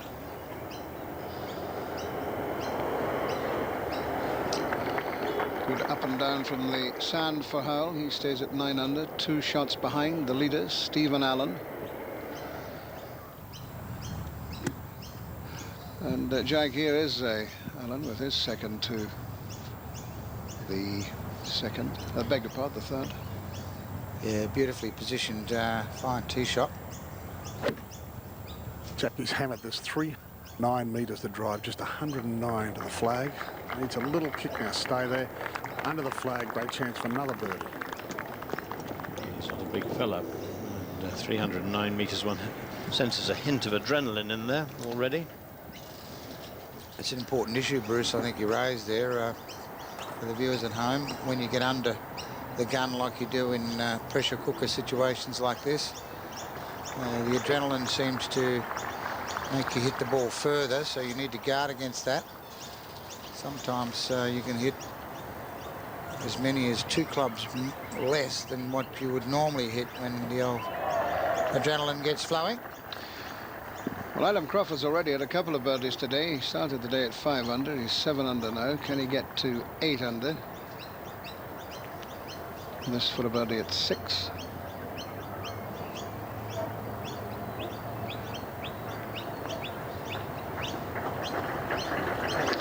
.67, 68 over the first 2 rounds for Crawford. I think there's 3 mini stories here, Renton. There's that story, Gavin Coles, who we're about to watch, and Jason King. 3 real good stories. Just 50 metres for Coles. He started this one out to the right and it is staying there. Hanging out to the right, doesn't like it at all. Might just hang on to the edge of the green. Quite a few of these greens at Victoria are like Upton saucers, of course. They do roll off, but that one is stuck on the putting surface. Of course, playing on the Buy.com tour in the States, it would have really hardened him up to what he was 12 months ago, playing against tougher opposition on a week-to-week basis from what you might say a part-time professional as Rich Beem stalking this putt for a birdie. Outside chance, I'd say. Yeah, he reminds me a little bit of a sort of gentler version of Mark Calcavecchia, this chap. Doesn't mess about. He's got a cheery disposition. He gets on, gives it a wallop. If it's a good day, it's a good day. If it isn't, it isn't. But he doesn't get too upset about things. Well, keep in mind, Mark Calcavecchia, a former winner of this Australian Open title. Brad Fax, another recent American winner. And, of course, back in 1981, it was an American, Bill Rogers, who took the title here when the event was last played on this Victoria Golf Club layout.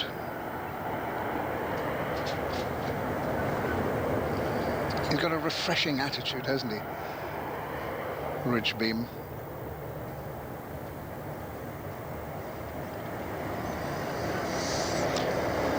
That was one of those putts that not only was it largely downhill, it also broke 2 or 3 different ways in the run to the cup, so I think Knockmissing you'll be relatively happy.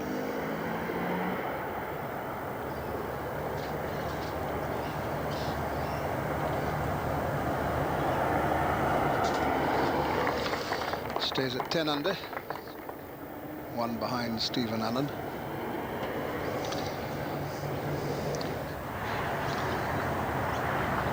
Adam Crawford to creel up after missing his birdie.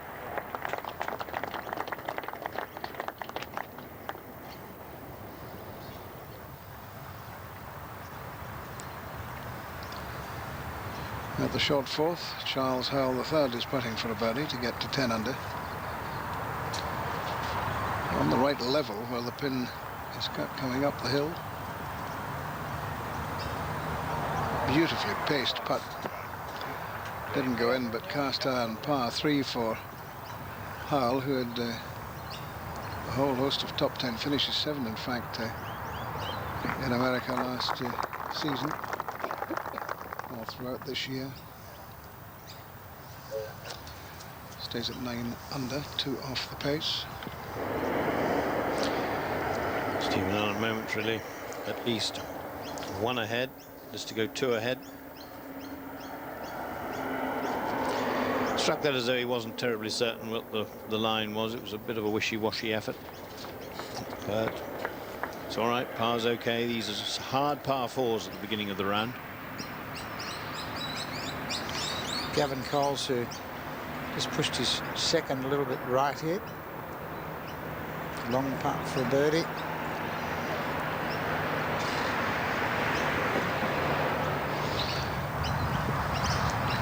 Aaron Badley down the left. Probably got to turn this from right to left in the air. The wind, what there is of it, will help him. And the pin's over on the right side of this, or right centre of this green. He hasn't improved on his birdie at the first, but pars all the way since then. Craig Parry at the fourth. He holds out so well. That's what he did when he won the NEC Championship, the World Championship event. That's a 2 for Parry. He moves to 10 under par.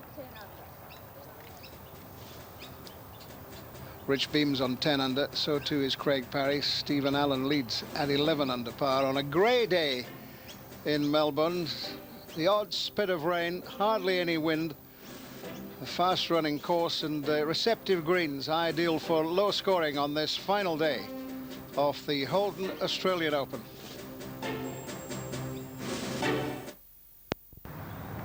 Six iron for Rich Beam here at the second of the short holes on the Victoria Golf Course. And that might just, oh, it's going to hold. He was lucky there, Jack. Well, that's unbelievable. That ball stopped there. Gavin Coles, to save his par at the fifth hole, does so. Playing with Adam Scott, who's recouped that drop shot at the first with a birdie at the fourth, so he's back on track.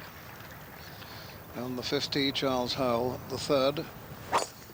Slender build, but he can fairly power the ball a long way. I like Patrick Smith's description. Charles Howell the third equal Charles Howell the thin. I think that might sneak that one up above the equator for use next year. Whatever you want to call him, he's got to have an asterisk after his name, given that he's currently, after just one full season, ranked 23 in the world. Rich Beam 24 as Steve Allen hits his second. For Stephen Allen, 6 iron, just looking good again. He's just got to get up on that first putter, and it has. So it's uphill putter, another chance of birdie. Badley. This is for a birdie for Aaron Badley.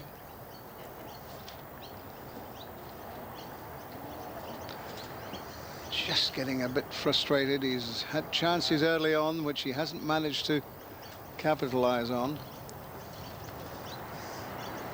Wants to dig the green up, Bruce. He missed it from 10 metres.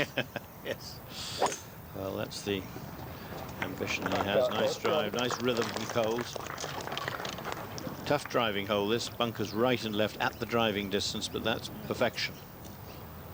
And a nice long one. There you are, 3 of them. That one on the right's been enlarged and strengthened. Back to the 4th, and Rich Beam, whose ball amazingly stayed up, this for 2. And do you think, Jack, it might not have stayed there on Thursday? I don't think so. And possibly not the last 2 days. Certainly I sense with the fertilizer they put on, things really beginning to work. With these greens have actually got slower each day, and they're certainly slower than the days 2 and 3. But the real potential of this championship never really realized. This is Jason King. Picked up a couple of birdies already. This for another one. There's a couple of 2s on Jason King's card. He's at 7 under. Now, Stephen Allen, who's had 2 2s already on this hole. So this for a hatful. And to extend his lead, not to be. Very modest putt. I think he was looking to see if that one was going in before he'd actually started the strike. Yeah, definitely pulled it off the putter, didn't he? Just a par then for Steve Allen. He'll remain at 11 under, but he's leading by 1. Jason King, 6th, cleaning up for par.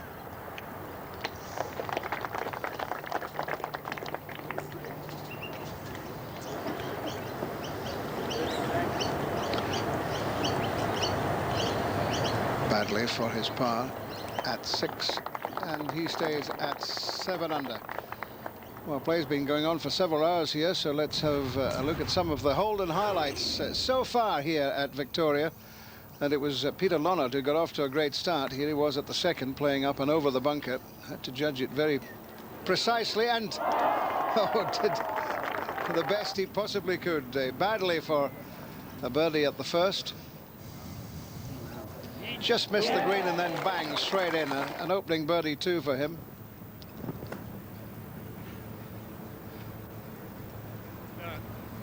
And that was Jared Moseley coming up for a closing birdie. It started off so well, 6 birdies in the first 7, ran out of birdies on the back 9. This is Jason King.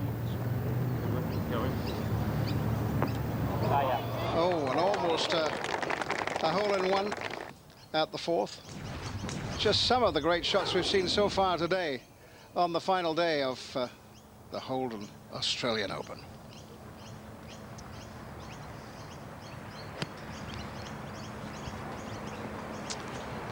Craig Parry's... That's Craig Parry there, Renton 176. And good-looking shot. Pin high should be an excellent birdie opportunity. Craig Parry, remember, 10 under par, just one off the lead. Richard Moore looks good for the leading amateur. He's eagled the last for a 66 to finish on 4 under. His main rivals, James Nitty's 4 over and Lyle 6 over. Rich Beem. The thing you have to worry about up here is a big bunker at 262 metres, and he just, well, that's how far he pitched. Perfect position there for Rich Beem at number 5. The Australasian Tour heads north to the Australian PGA Championship up at Coolum, November 30 and December 1, live on 7. John Daly will be there, and so too will Greg Norman, playing in the Australian PGA Championship. Check your local guides. There's Daly.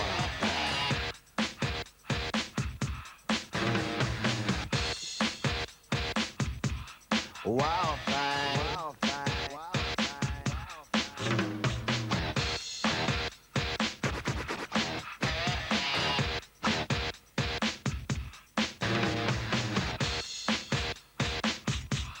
Wow, fine. Wow, fine. Always a draw card, John Daly at the Australian PGA Championship next week. But this week, we're at Victoria. Steve Allen. Lost it to the right. He's just heading out towards this right trap, and that's going to be tough there. It's got a big lip on it, that one. It's about 125, 130 metres from home. Yes, it's the one big no-no, but we'll go up ahead to the green for Parry. This would be 3 birdies in the opening 5 holes, not to mention a share of the lead. They do like him to win this tournament and everything but.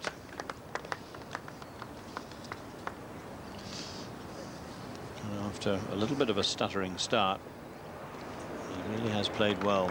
No drop shots yesterday, obviously none today. And if you've managed to win $1 million in a tournament where the man chasing you is Tiger Woods, you have plenty of confidence that you can win here. Charles Howell III doesn't lack confidence either. He's at number 5, playing with Parry, and he misses. So 2 birdie chances there for Howell and Parry at 5, and neither of them picked up.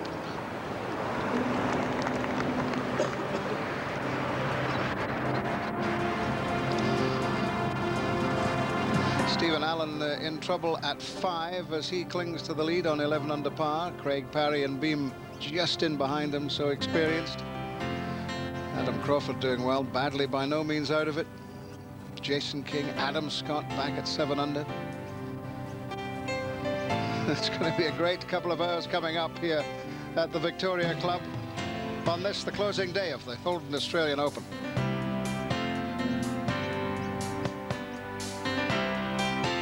You can see just exactly what he's got in front of him. It's quite a steep lip on that bunker. 398 metres the length of the hole. How far to go from that bunker, Bruce? Well, it's 110 to the front of the green from the top of the bunker, so you add in probably 5 yards back, and then you actually add the 25 metres, so it's getting on for 140 metres to the pin.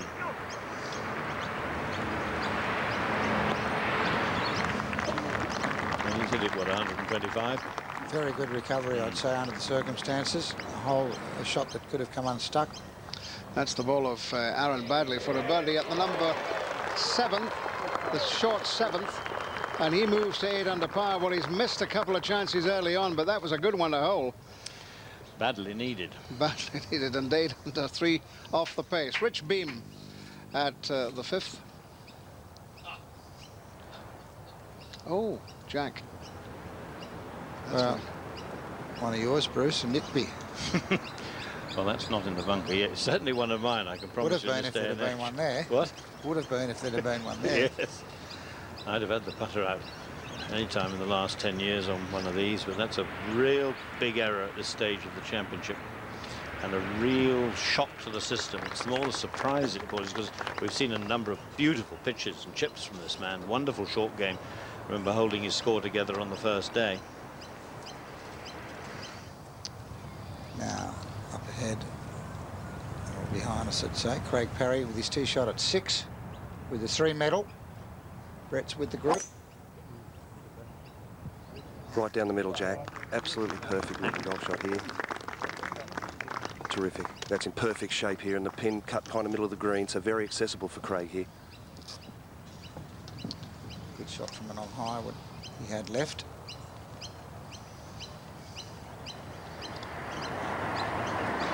Ahead of green, goes for 3.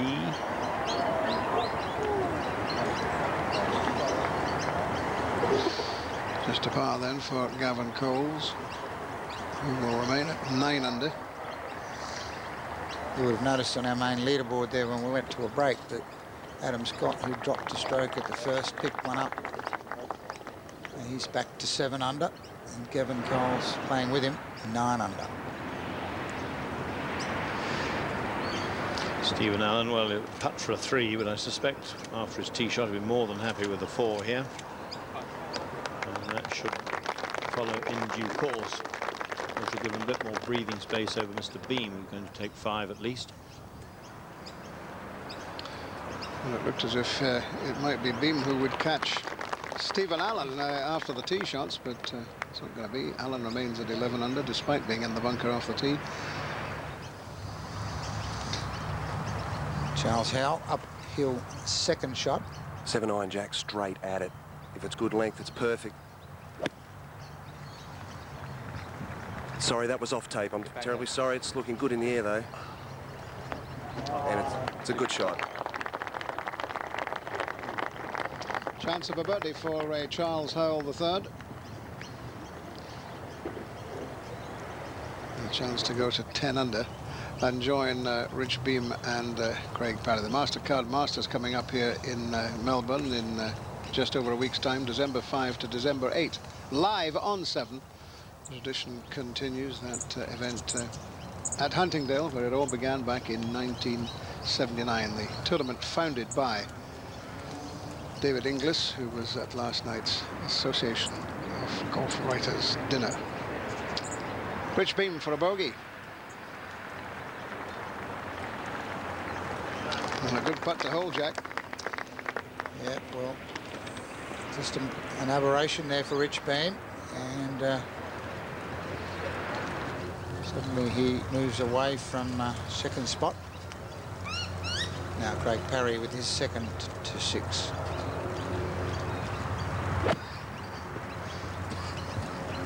I think of all the leading contenders, he's looked as good as any through these opening few holes. That's almost the equivalent of a couple of shots, a couple of clubs error, 20 metres short.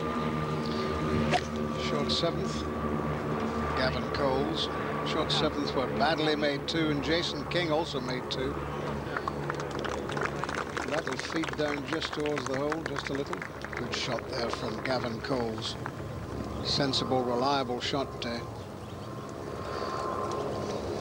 Stephen Allen, 6. You might ask the question, what are those people doing on the fairway? Well, he can't hit the ball that far. Good crosswalk up there.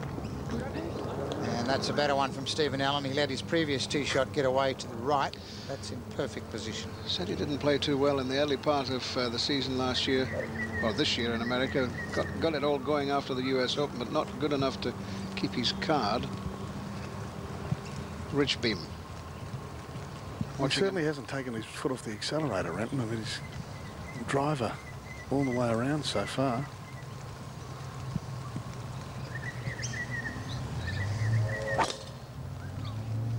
Started down the left, just working back towards the centre. Another perfect drive, long. They can bomb at these two. Yes, it was only a 3 wood for Stephen Allen, so he's probably some 75 metres back of where Beam has hit it, but he's on the fairway, and that's what really matters. Allen leads at 11 under. Parry's at 10. Coles, Howell and Beam 9 under par. rain drops. Yes, Jack, I've just been outside as we watch Adam Crawford, but really it's perfect at the moment, and Adam Crawford, I think, would concur. Travelling along very nicely. I wonder if this is perhaps an opportune time to mention the playoff holes. Why not? We start at 18, and then if more are required, let's remember it is sudden death, but if more are required in order after 18, it will be 16, 17, 18 again. Just a couple of little things happened in the last few moments. Jason King's gone to 8 under, Badley 8 under, Crawford 8 under. Beams dropped one back to 9. Coles is 9. And here we are with Charles Howell. Birdie attempt to get to 10. Equal second place with Parry. Oblivious to the rain. Well, Melbourne's weather hasn't let us down again, Sandy, has it? Should have been here yesterday. Absolutely no breeze, though, Jack. No, none perfect. whatsoever. The rain won't worry the players at all. That's what you've got a caddy for. It's the rain and the wind that the players don't like.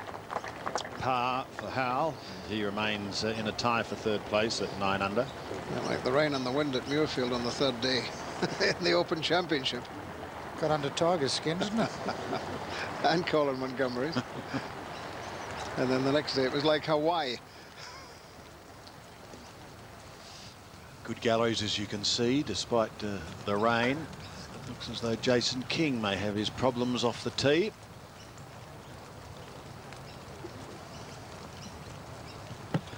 Sandy had no chance but to just chip it out onto the fairway and struggle to even get there. It's only just made it. Bad luck. He was a bit unlucky. He actually hit the tap, which was near the path there, and bounced left into more trouble.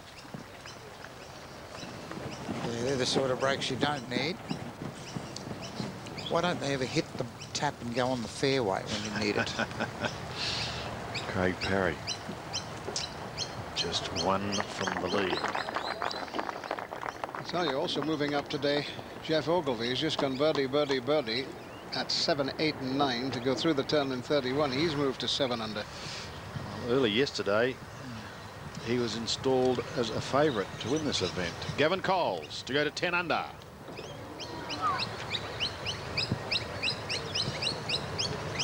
Well, what a championship he's playing. Now, what do we call him, Sandy? You call Peter O'Malley the Bathurst Bulldog. What do you call Gavin? Well, without being harsh, he's been the Bathurst Battler, hasn't he? But suddenly the sun is shining. The Bathurst Beauty. 68, 64, and he's still going strong. And let's remember also, our order of merit concludes after the MasterCard Masters, and Gavin Coles is currently 7th on the order of merit. Now, back to Jason King.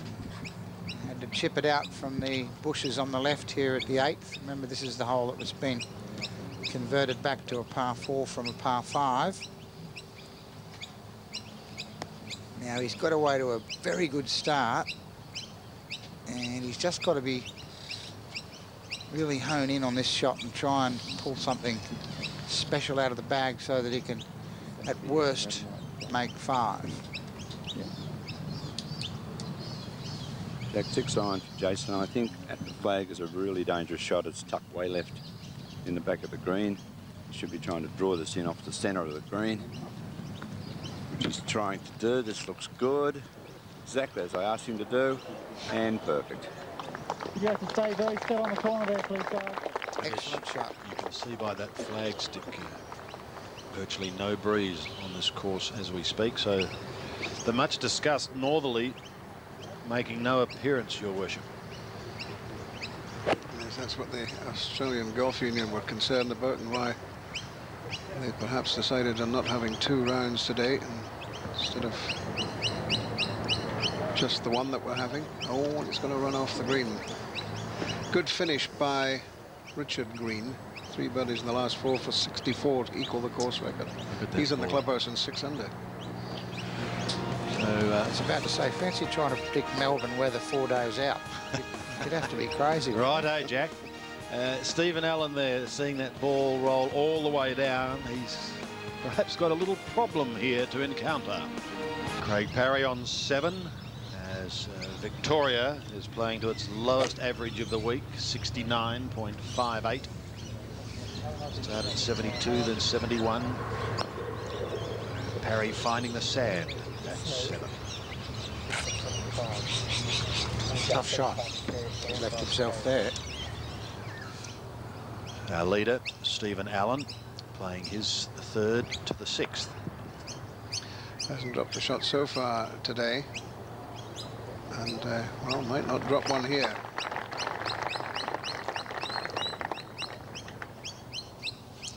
Charles Howell also on the 7th tee. Good shot here, Sandy, for the viewers at home. Just watch how steady he keeps his head after he's struck the shot. Then lets the head move through and up with the momentum of the swing. It's not keeping his head down, it's looking at the ball that bit longer, which the average club golfer doesn't do. Chance for a 2. And to another American, difficult stance for Rich Beem, 3rd to the 6th.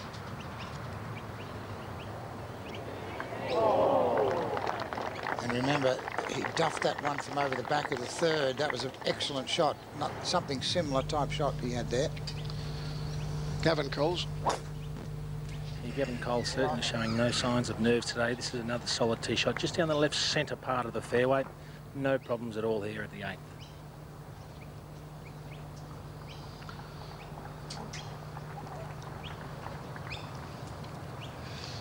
Stephen Allen for his par. No problems for him. He remains at the top of the leaders board.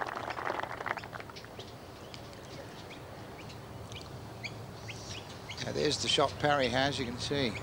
Very steep lip to get over and not a lot of green. Good thing is the bunkers are wet. You can spin the ball better. And I've said it many times on our telecast, when the bunkers are wet, just be careful the sand iron doesn't skid on you. Pick the club up a little more sharply in the backswing. Beem for par.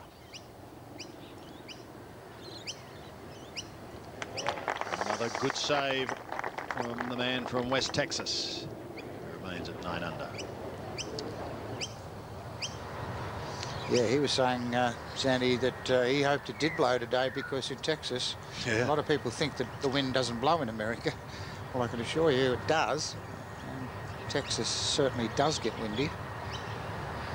Anyway, we haven't got it. And here's Craig Parry, this for par. Lovely overview of the 7th and the meandering bunkers that surround the green. Good galleries. They're out in force today, seeing the nation's best, battling it out for golf's greatest prize in this country.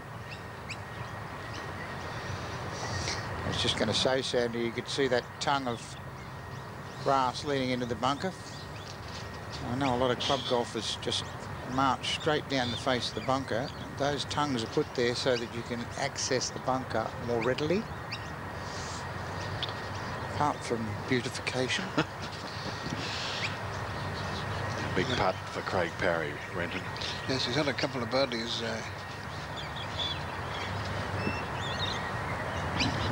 here already, but no birdie coming up today because this is for par.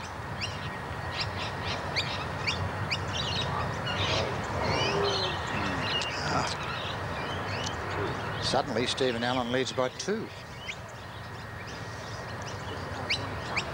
Parry drops back to 9 in company with Howell, Coles and Beam. Jason King hitting a 5 at the 8th. Remember, he drove left, so he drops from 8 back to 7. But he's going very well. Badley has this for par. And, well, he's given that a fair nudge too. He's further away now than he was before. Yes. And again, he's so quick. Once he's over the ball, it's almost scary. There's a good shot, though, from behind. You can see his putter come way inside through the ball too early. And, of course, that's the direction the ball went. left.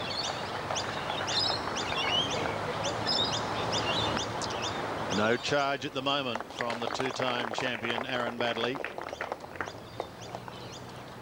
So hole number 8, not kind to Mrs. King and Baddeley, both dropping strokes. Well, Parry didn't make par here, but Hull can make 2. He misses again, so he's finding birdies difficult to come by today. It's going to be another par for him, and that will be 7 pars in a row for Charles. With the overcast conditions and now some rain, Renton, the ball does not take as much borrow, and obviously they're not as quick. Whereas that putt probably would have broke half a cup and gone back in the centre of the hole. That one going pretty straight. Here's Gavin Coles playing his second shot to the par 4 8th. You're coming in from 182 metres, Gavin Cole. It's looking pretty good. Pin cut on the left. It's heading towards the front centre of the green.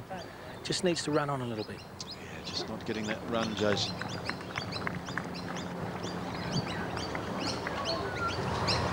Parry for his 4 at the short 7th.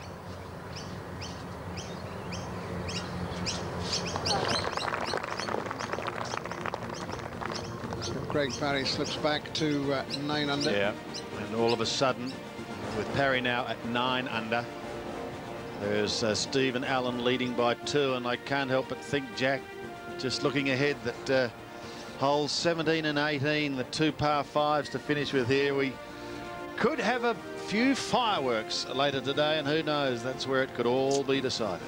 Oh, absolutely. 15, 16, 17 and 18, I think. But you're right.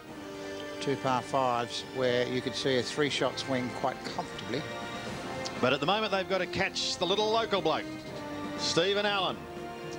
He leads by 2 as we take a break from Victoria, and this is the final round of the Holden Australian Open. 7th, the 3rd of the par 3s. He's got a 6-iron in his hand, Sandy, and this hole causing a few problems. Quite a few of these leaders have dropped a shot here. In 12 paces on today, 9 from the right. While on 8, Charles Howell III. Oh, he was in a bit of trouble here yesterday, wasn't he? Well, this one's heading slightly down the left-hand side and looks pretty good in the air. It should be fine. It's just going to run a little bit into the rough, but should be fine from there.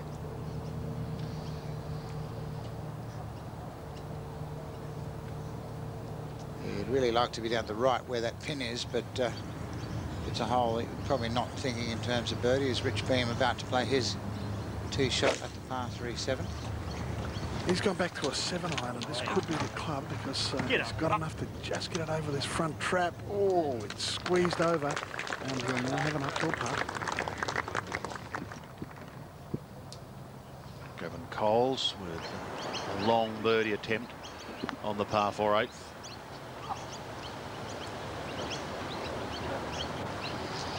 These greens noticeably getting slower after that rather heavy shower of rain. It's cleared up again. Back at the tee, one of the challengers, Craig Parry. Now 36 years of age, Craig. Well, that's in the mayor's office, Sandy. That's just what I was talking about. Over as close as you can get to that right cut of rough. Gives you the best angle into the stick. Coles on the green for par. And a drop shot to Gavin Coles. Just a bit too pacey with that. Thought he had the line, I think, but Coles slips back to 8 under, 3 off the pace, 3 behind Allen, who's putting here from above the pin for a 2 at the 7th. Whoa, whoa. There's always a fast one, even on greens that are slowing up. Nice to see Bob Shearer finishing out his anniversary and his final Australian Open with a 74. Finished 4 over for the championship. Parry once more. 167, Sandy.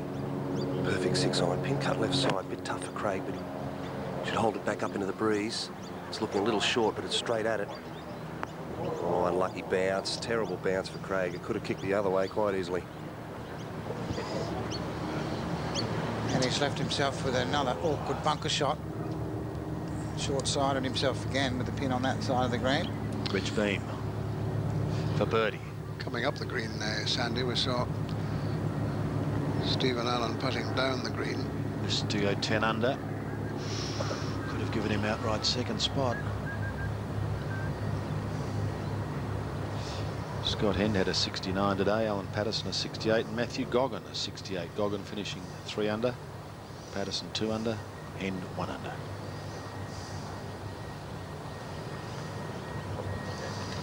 And Beam remains too shy of leader Stephen Allen. Beam, Parry and Howell all 9 under. Stephen Allen leads by 2 at the moment on 11 under, but he's got to pop this putt in up the hill to stay too clear. Jack taking nothing away from him because he has been a winner in Europe, but this is a big, big event. It's your national title. When does he start thinking of my hat? Who's behind me? I'd say, oh, it's a great putt. I'd say the back 9 is where things will start getting a little clammy and tight.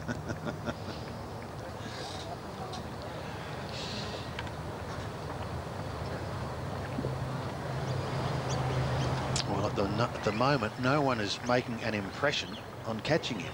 Let's see what Charles Howell can do. Yes, 151, Sandy. Lining it up. He's just got a 9-iron out of the rough. Looks good in the air, although it's just drawing. Look out. Could be the same bunker as Craig Parry, maybe. Oh, unlucky. Just hit the face of the bunker. So 2 tough trap shots there for those 2 boys, I tell you. I'd rather have Parry's than Howell's, but anyway.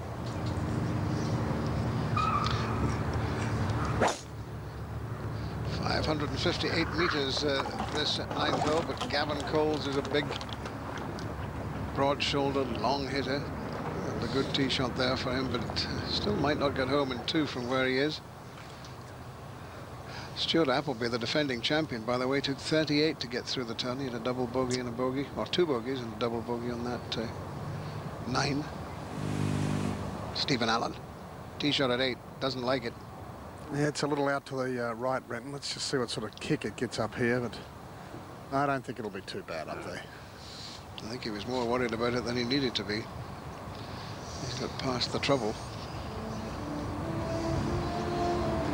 As Jack said, things will start warming up on the back 9. That's not far away. And that will decide this year's Holden Australian Open champion.